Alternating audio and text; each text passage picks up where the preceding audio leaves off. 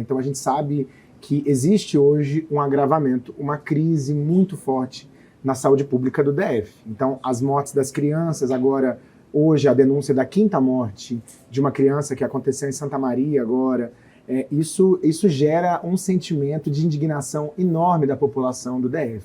E eu sei que muitas vezes a população não acredita em instrumentos como a CPI, mas eu acho que esse é o instrumento político, a ferramenta política mais contundente que o Poder Legislativo tem para agir em alguns casos. E existe uma crise que é estrutural, mas existe um caos também que ele é momentâneo e vem se agravando do ponto de vista geral da saúde, e a gente precisa apresentar uma resposta para a população. Então, o que nós estamos propondo é uma comissão parlamentar de inquérito com escopo investigativo no IGES-DF, porque o IGES-DF era a promessa de melhoria da saúde pública que não aconteceu, que não vingou. Deputado, pelo que o senhor acompanhou, o que motivou essas 5 mortes? Foi falta de atendimento? Tem algum problema que seja comum em todos esses casos? Vai haver uma investigação detalhada sobre cada caso, mas eu acho que a demora no atendimento, a superlotação do sistema, a precariedade estrutural do sistema é a grande questão. Em alguns dos casos, por exemplo, a falta de retaguarda hospitalar, algo que a população tem acompanhado nas UPAs. Você chega numa UPA, deveria ficar 24 horas na UPA para estabilização. As UPAs têm, às vezes, 18 leitos de estabilização. Eu fui recentemente na UPA do Recanto das Emas, tinha 54 pessoas internadas, as pessoas sentadas em cadeiras, as pessoas revoltadas. E aí os 4 profissionais, os 4 médicos que deveriam estar na porta da UPA, atendendo as emergências, as urgências, eles estão lá atrás, na UPA, prescrevendo internados, pessoas que ficam 10, 20, 30, 60 dias internados e não eram para estar ali na UPA. E aí a UPA diz que não consegue transferir para um hospital. Não consegue porque não tem vaga na rede hospitalar do DF para internação ou para UTI, e também não consegue porque não tem transporte de ambulância.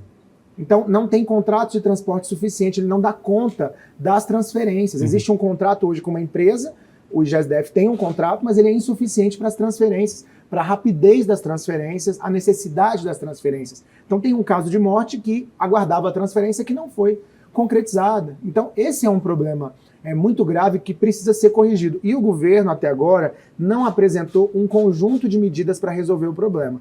Porque, por conta da arrogância, não assume que existe uma crise na saúde. Então, precisa assumir que tem uma crise. E é preciso lembrar também, deputado, que o IGES, o foco da CPI vai ser o IGES, mas o Distrito Federal, e todos nós sabemos disso, passou por um momento muito grave em relação à saúde, que foi a crise da dengue. E nós sabemos que foi uma questão estrutural e foi mais do que isso, foi uma questão que já estava prevista. Todo mundo sabia já há meses que a situação ia ficar muito complicada. Quer dizer, há um problema. Qual a extensão desse problema estrutural na saúde que vocês estão vendo? É porque a gente sai de uma crise, não dá tempo nem de respirar e entra em outra. Então a gente estava agora na dengue. E a dengue depois foi sucedida pela sazonalidade das doenças respiratórias, que afetam muito as crianças, os adolescentes. Então, todos esses fenômenos, digamos, do ponto de vista da saúde, tanto a dengue quanto as doenças respiratórias, elas têm uma sazonalidade. Então, elas têm previsibilidade. Então, o argumento da Secretaria de Saúde, que onerou o sistema por conta da sazonalidade, é um argumento que fala contra a Secretaria e contra o IGES-DF. Porque esse argumento deveria ser utilizado para dizer, nós podíamos prever, nós podíamos ter planejado melhor o atendimento à população do DF em relação à saúde. Porque a sazonalidade ela é justamente previsível.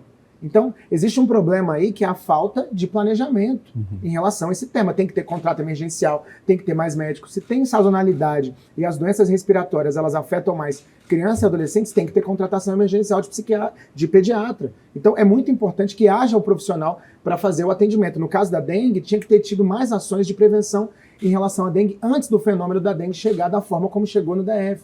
Então, acho que tem uma série de problemas que poderiam ter sido resolvidos antes. Que a rede, obviamente que a rede ia ser onerada, mas que a rede deveria ter condições para responder às crises que aconteceram pela previsibilidade e a sazonalidade. Agora, a gente imaginar que os hospitais estão lotados, tem uma superlotação, falta médico ou algum insumo, Isso é um problema mais complexo, mas imaginar que essas pessoas não foram transferidas para um hospital porque não teve transporte, que é uma coisa muito mais grave. simples de resolver, que eu imagino, eu suponho, né, contratar ambulâncias ou até, enfim, é muito grave isso.